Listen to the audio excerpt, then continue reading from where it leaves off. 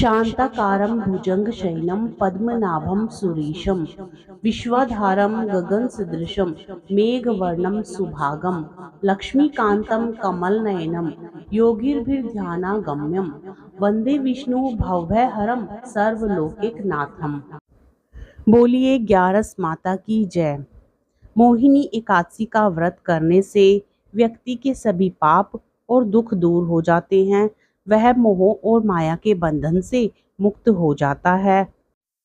भगवान श्री कृष्ण से चैत्र माह में कृष्ण पक्ष में आने वाली वरुथनी एकादशी का महात्म्य और कथा जानने के बाद राजा युधिष्ठिर भगवान श्री हरि से वैशाख माह की शुक्ल पक्ष को आने वाली एकादशी के बारे में जानने को उत्सुक हो उठे। युधिष्ठिर कहते हैं, हे मधुसूदन, मैं आपके श्री मुख से वरुथनी एकादशी की व्रत कथा और अनुष्ठान सुनकर कृतार्थ हो गया। आप कृपा करके मुझे वैशाख माह के शुक्ल पक्ष को आने वाली एकादशी के बारे में विस्तार से बताइए। उस एकादशी को किस नाम से जाना जाता है और उसका महात्म्य क्या है, यह बताने की कृपा करें, हे प्रभु। राजा युधिष्ठिर की बात सुन श्री कृष्ण अति प्रसन्न हुए और इस विषय पर आगे कहने लगे। श्री कृष्ण कहते हैं, हे राजन, वैशाख माह के शुक्ल पक्ष में आने वाली एकादशी को मोहिनी एकादशी के नाम से जाना जाता है।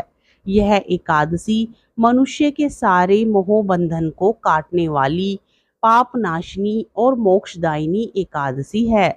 अब मैं आपको इसकी कथा सुनाता हूँ, जो महर्षि वशिष्ठ ने मेरे राम अवतार में मुझे कहकर सुनाई थी। अतः इसे ध्यान से सुनो। एक समय की बात है, जब त्रेता युग में श्री राम अपना राज्य अभिषेक होने के पश्चात प्रथम बार कुल गुरु महर्षि वशिष्ठ के आश्रम में उनसे मिलने जा पहुँचे। महर्षि वशिष्ठ के दर्शन कर उनका आशीर्वाद लेते हुए उनके समक्ष अपने व्याकुल स्वर में उन्होंने कहा, श्री राम कहते हैं, हे गुरुदेव, मेरा मन कुछ समय से अत्यंत व्याकुल हो रहा है। वनवास काल से मैंने जो सीता का वियोग सहा है वो अत्यंत ही दुखदाई है। मैंने अभी तक उस दुख से पूर्ण रूप से उभर भी नहीं पाया। मैं आपसे निवेदन करता हूँ कि आप मेरी इस समस्या का समाधान करें। कोई ऐसा व्रत बताने की कृपा करें जिससे मेरा मन सागर की तरह शांत हो और मैं अपने राजकार्य में कुशलता से अपना योगदान दे सकूं। महर्षि वशिष्ठ प्रभु श्री राम के वचन सुन उनके वखान करने लगे और कहा, हे राम, तुम धन्य हो।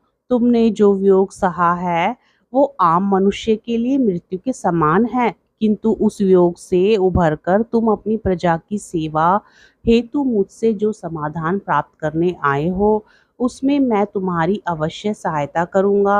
हे राम, तुम्हारी इस समस्या का समाधान एक परम हितकारी और मोक्षदायी व्रत में छुपा हुआ है। वो व्रत है मोहिनी एकादशी का व्रत।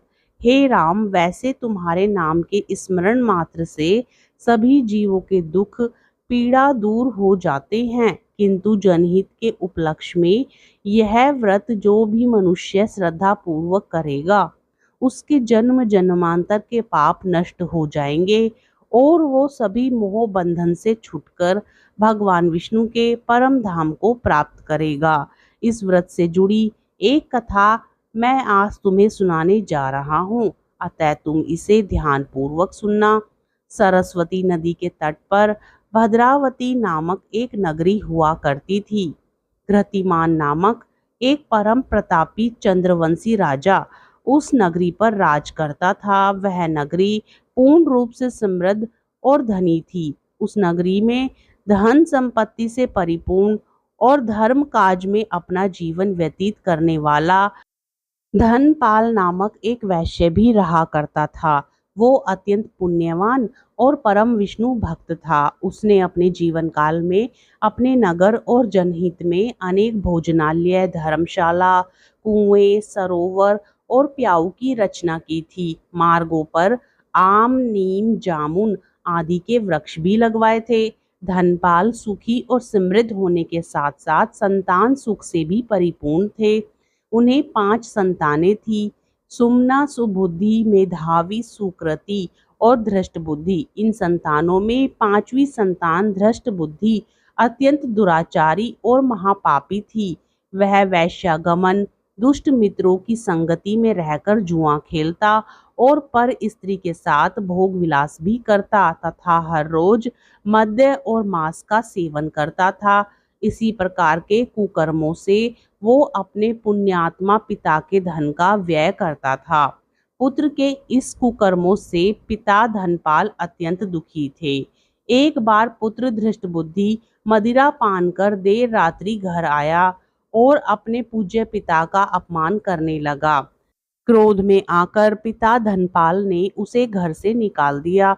घर से विमुख होकर उसने अपने शरीर पर धारण किए हुए वस्त्रों और अलंकारों को बेचकर अपना जीवन निर्वाह किया। जब वो भी समाप्त हो गए तब उसके सभी संगी साथी और वेश्याएं उसे अकेला छोड़कर उसका अपमान करके सभी चले गए। अब बिना धन और भूख प्यास से वो अति व्याकुल हो उठा। कोई सहारा न मिलने पर अपने जीवन निर्वाह हेतु वो चोरी करना सीख गया। चोरी करते करते एक बार वह पकड़ा गया, किंतु नगर में उसके पिता के कारण एक पुण्यात्मा वैश्य का पुत्र जानकर उसे चेतावनी देकर छोड़ दिया गया, किंतु अपने दुष्ट कर्मों के कारण वो दोबारा पकड़ा गया। इस बार सेनापतियों ने उसे राजा को सौंप दिया। राजा ने उसका अपराध जान उसे कठिन कारावास की सजा सुनाई। कारावास में उसे अत्यंत दुख प्राप्त हुए और अंत में राजा ने उसे अपने नगर से बाहर निकाल दिया। जब वह अपनी नगरी छोड़कर वन में निर्वाह करने लगा, अपनी भूख प्यास मिटाने के लिए उसने वन के पशु पक्षियों को मार कर खाना शुरू कर दिया। अब वह कुशल बहेलिया बन गया था और अपने धनुष और बाण से पशुओं और पक्षियों का आखेड़ कर उसे खाने लगा। एक दिन वह भूख प्यास से बेसुध होकर आखेड़ की तलाश में घूमता हुआ कौंडिन्य ऋषि के आश्रम में जा पहुंचा। उस समय वैशाख माह के चलते ऋषि गंगा स्नान करके वापस अपने आश्रम में आ रहे थे। रास्ते में ऋषि के भीगे वस्त्र के छींटे धृष्ट बुद्धि पर गिरे और गंगा जल के प्रभाव से उसे सुबुद्धि प्राप्त हुई। वह उसी क्षण कौंडिन्य ऋषि के आश्रम में जाकर उनके श्री चरणों में गिर गया और कहने लगा।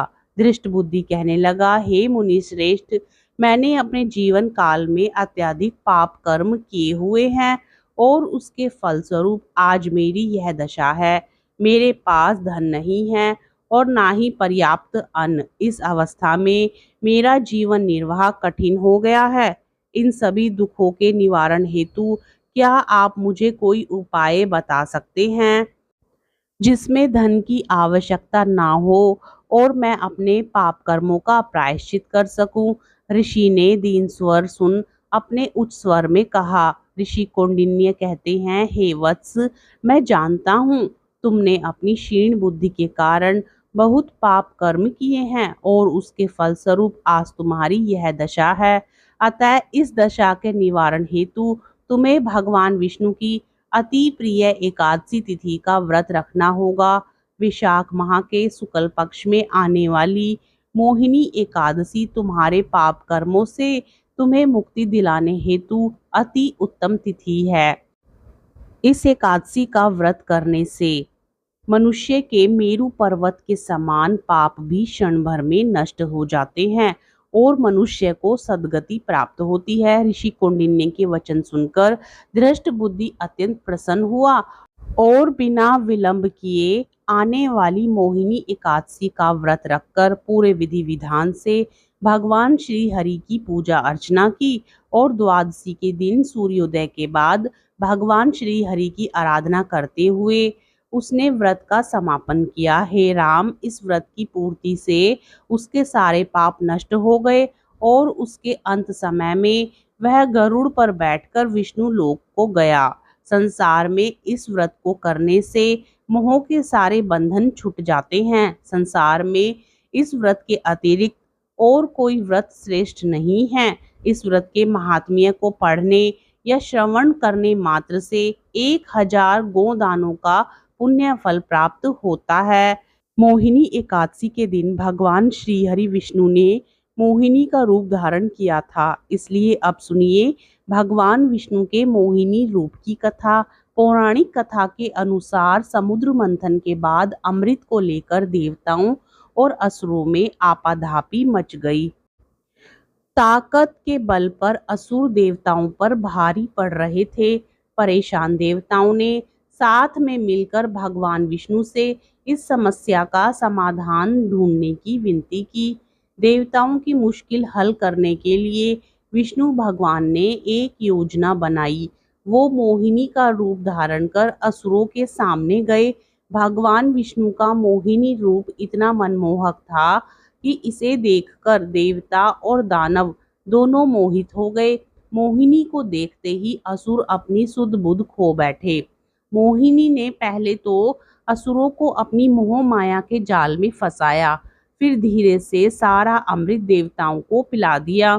इससे देवताओं ने अमृतत्व प्राप्त किया। इस कारण इस एकादशी को मोहिनी एकादशी कहा जाता है। धोखा मिलने पर दानवों ने मोहिनी पर हमला कर दिया। तब भगवान विष्णु ने अपना पुरुष रूप धारण कर इन दानवों का वध कर दिया। मोहिनी एकादशी के दिन भगवान विष्णु के मोहिनी रूप की पूजा की जाती है। इस व्रत को करने से भगवान विष्णु की कृपा प्राप्त होती है और सभी पापों का नाश होता है। इस एकादशी के उपवास से मोह के बंधन खत्म हो जाते हैं। शास्त्रों के अनुसार जो व्यक्ति विधि विधान से भगवान विष्णु की साधना करते हुए मोहिनी एकादशी का व्रत और रात्रि जागरण करता है, उसे वर्षों की तपस्या के बराबर पुण्य फल प्राप्त होता है। ओम जय एकादशी माता मैया जय एकादशी माता। विष्णु पूजा व्रत को धारण कर शक्ति मुक्ति पाता। ओम जय एकादशी माता तेरे नाम की नाऊं देवी भक्ति प्रदान करनी। घन गौरव की देनी माता शास्त्रों में वर्णी। ओम जय एकादशी माता मार्ग शीर्ष के कृष्ण पक्ष की उत्पन्ना विश्व तारिणी जनमी। शुक्ल पक्ष में हुई मोक्षदा मुक्ति दाता बन आई। ओम जय एकादशी माता पोष के कृष्ण पक्ष की सफला नामक है।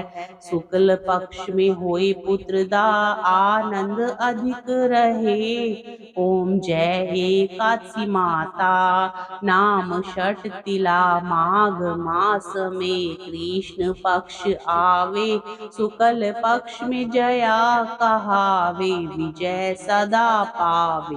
ओम जय एकादशी माता विजया फागुन कृष्ण पक्ष में शुक्ला आमलकी पाप मोचनी कृष्ण पक्ष में चैत्र महाबली की।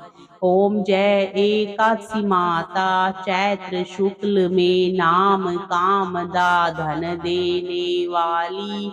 नाम वरुथनी कृष्ण पक्ष में विशाख महावाली। ओम जय एकादशी माता शुक्ल पक्ष में हुई मोहिनी अपरा ज्येष्ठ कृष्ण पक्षी। नाम निर्जला सब सुख करनी शुक्ल पक्ष रखी। ओम जय एकादशी माता योगिनी नाम आषाढ़ में जानो कृष्ण पक्ष करणी। देव शयनी नाम कहायो शुक्ल पक्ष धरणी। ओम जय एकादशी माता कामिका श्रावण मास में आवे कृष्ण पक्ष कहिए। श्रावण शुक्ला होय पवित्रा आनंद से रहिए। ओम जय एकादशी माता अजा भाद्रपद कृष्ण पक्ष की परिवर्तनी शुक्ला इंद्रा अश्विनी कृष्ण पक्ष में व्रत से भव सागर निकला। ओम जय एकादशी माता पापांकुशा है शुक्ल पक्ष में आप हरणहारी। रमा मास कार्तिक में आवे सुखदायक भारी। ओम जय एकादशी माता देवोत्थानी शुक्ल पक्ष की दुख नाशक मैया पावन मास में करो विनती पार करो नैया। परमा कृष्ण पक्ष में होती जन मंगल करणी शुक्ल पक्ष में होए पद्मिनी दुख दरिद्र हरणी। ओम जय एकादशी माता। जो कोई आरती एकादशी की भक्ति सहित गावे जन गुरुदीता स्वर्ग का वासा निश्चय वह पावे। ओम जय एकादशी माता। आज की कथा आपको पसंद आए तो प्लीज वीडियो को लाइक करके शेयर करें। कमेंट बॉक्स में श्री हरि विष्णु भगवान की जय जरूर लिखें और साथ ही चैनल को सब्सक्राइब करना ना भूलें।